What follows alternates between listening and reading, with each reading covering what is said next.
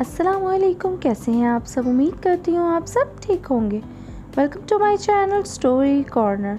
चलिए चलते हैं आज के किस्से की तरफ। एक इबरतनाक वाक़या।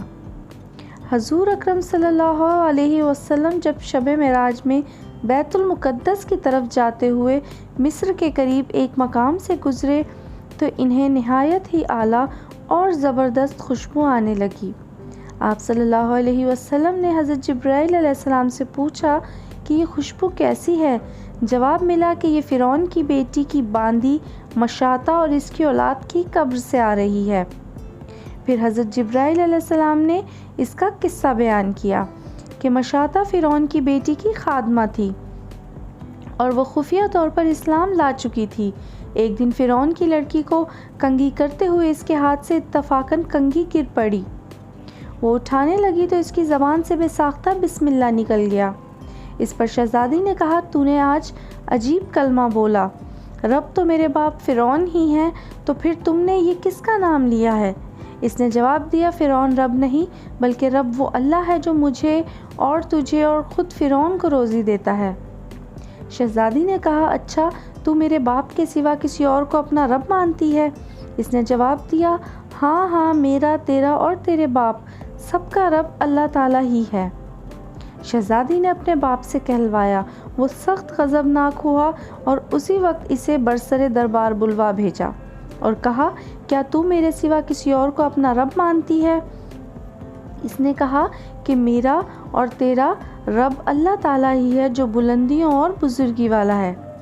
फ़िरौन ने उसी वक्त हुक्म दिया कि तांबे की जो गाय बनी हुई है इसको खूब तपाया जाए और जब बिल्कुल आग जैसी हो जाए तो इसके बच्चों को एक एक करके इसमें डाल दिया जाए।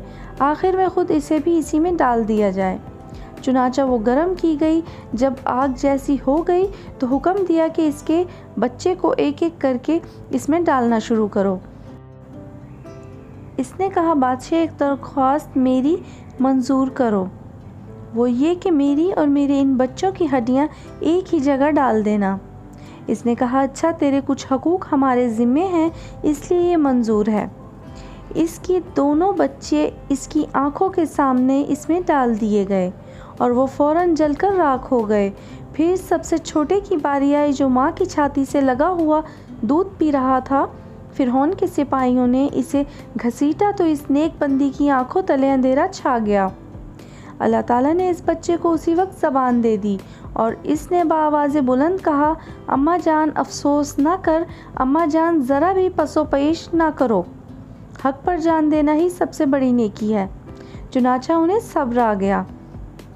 इस बच्चे को भी आग में डाल दिया गया और आखिर में इनकी माँ को भी इसी आग में जलाकर मार दिया। ये खुशबू की महकें इसी के जन्नती महल से आ रही हैं। सुभान अल्लाह। उम्मीद करती हूँ ये ईमान अफरोज़ और सबक आमूज़ सच्चा वाक़या आप सबको पसंद आया होगा। फिर मिलेंगे एक नए वाक़ये के साथ। तब तक के लिए अल्लाह हाफ़िज़। जाते जाते चैनल को सब्सक्राइब, वीडियो को लाइक और शेयर करते जाएं। शुक्रिया।